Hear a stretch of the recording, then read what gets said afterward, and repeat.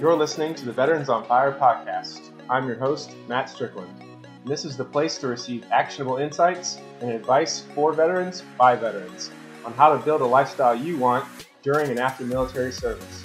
We will be talking about building a real estate portfolio, financing options, budgeting advice, credit score building, and much, much more.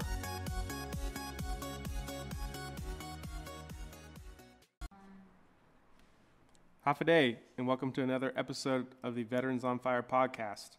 Hey, so today's kind of a bonus episode. Last week we did, a little credit repair, credit building talking, and then we still have the VA loan mini-series to finish out.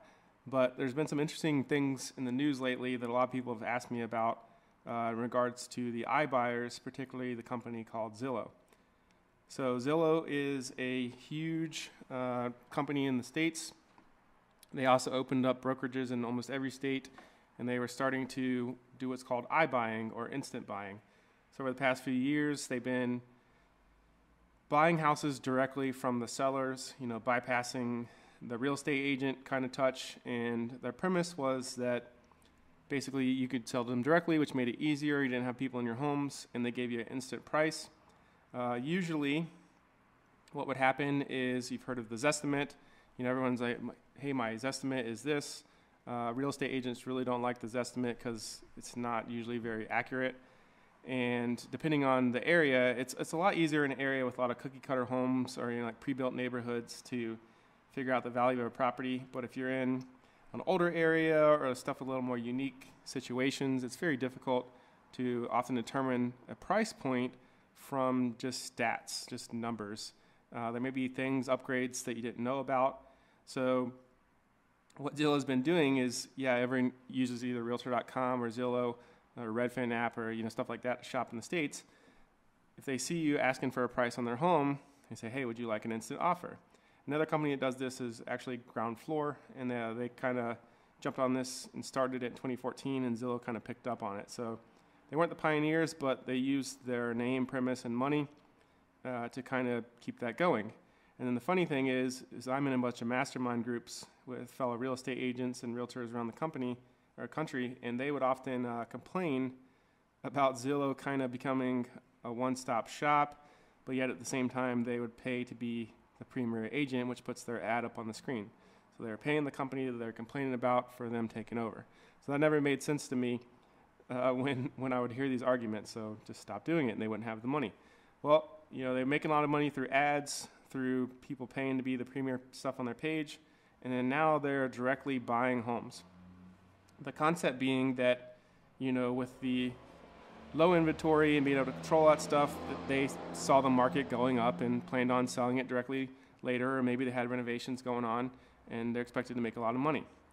Well, the CEO, Rich Barton of the Zillow Group, came out and said, and I quote, "We determined the unpredictability in forecasting home prices far exceeds what we anticipated, and continuing to scale Zillow offers will result in too much earnings and balance sheet volatility." Now, yes, I did read that correctly. It says too much earnings. So this whole concept that they're pulling out seems very interesting. I think probably as things come out, we'll find out something else, behind the scenes with the company.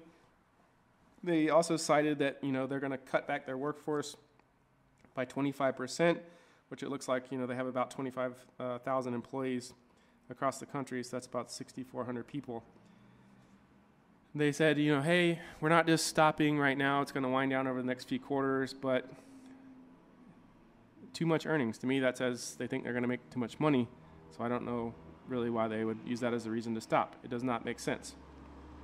But, housing prices have skyrocketed. We had the pandemic.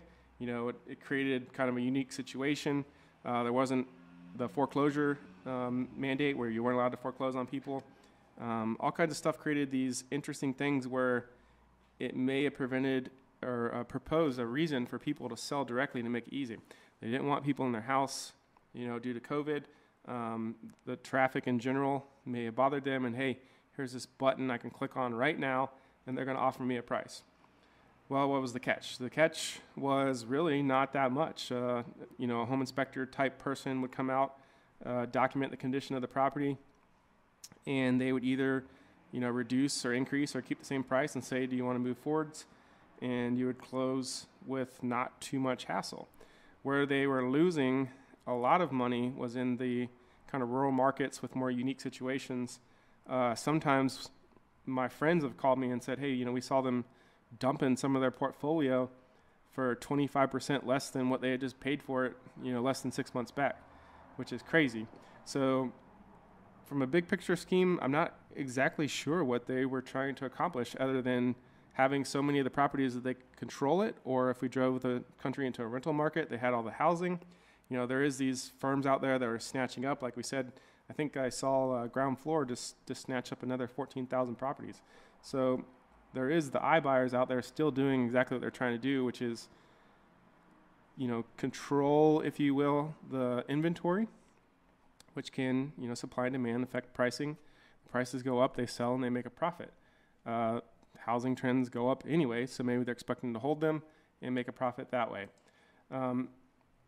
Other than that, there's not a lot of information out there other than they're saying, hey, we really tried on this, we were excited about it, and we're just kind of going a different direction now, so we're going to start winding things down.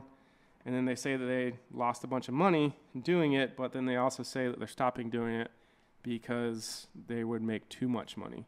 So I don't know, maybe there's someone smarter out there than me on this, but that just doesn't add up. Doesn't make sense to me why you would do that. If they were in a good position to make a profit and they thought that they would make a bunch of money, why would you stop doing it and start selling off the portfolio as fast as possible? But ultimately, what this leads to, I always think about, Berkshire Hathaway, the richest man, or was the richest man in the country for a long time. He always said, I never invest in stocks, even though the guy owns so many different companies. He says, I invest in people. And what that means is, it's not, the data is always there, and yeah, we can use data, and Google and everyone tracks all our data and they know exactly what I want, but Warren Buffett is one of the longest running smart rich people there's ever been, and he stayed rich, and how he's done that is making very responsible and concise decisions. And if you understand what a company is all about and who their people are and how we're trying to make it work, that's where you invest in, because you believe in them, they have the passion and the drive, and they don't want to let it fail. So when you have a giant mega corporation that for years have established themselves as one of the dominant people in the market, and now they're coming in trying to buy stuff up directly through an algorithm instead of people, local expert professionals, your local real estate agent, your local realtors, they made mistakes, and it sounds like they made a lot of mistakes, and now they're paying for it with their portfolio. So they're selling off their stuff, they're shutting down the program, and we're losing 6,400 jobs, so that's never good. So does that affect, people ask me, hey, does that mean there's a crash coming? No, that doesn't mean that. It just means their business model or their business decisions or whatever they were making, they saw something that they didn't like, and now they are mitigating that risk. So now they're pulling back, they're kind of scaling in and regrouping, and I would not expect Zillow to go away. I expect them to continue doing exactly what they're doing, and they're also opening up, brokerages in every state so they can directly buy and sell as an actual real estate brokerage. I imagine that will come with some referral stuff where they come in with some kind of program. If you buy with them and sell with them, they can sell you back a house that they own in a different state for probably some kind of reasonable deal. So there are some still business solutions and angles that I see there. But what I don't understand at this point is if they thought they were going to make money, why did they stop? I did read somewhere else that they said labor shortages and then like some remodeling or renovation backlogs. Yes, I can directly speak to that. We renovate properties all across the country, and in a lot of our areas, supplies have gone way through the roof and the labor force has gone down. So people have kind of gone back into their homes. They, still uncertainty about COVID, and that has affected the workforce directly, which affects our production capabilities across the country. So, talking about the FIRE, financial independence, retire early, it's important to be up to date and educated on the things that are happening in the world and how they affect you. We're even going to talk about crypto stuff and the crypto market and what it's doing. But, I got this question like a whole bunch of times this week, like what was up with Zillow? Here on Guam, we don't have Zillow. It doesn't work yet. We only have, I think Realtor.com is the only like major player that works besides our own Modern Realty Guam app. But yeah, so I thought it was interesting, looked into it, and now we talked about it. Not a lot of data other than they're making some business decisions.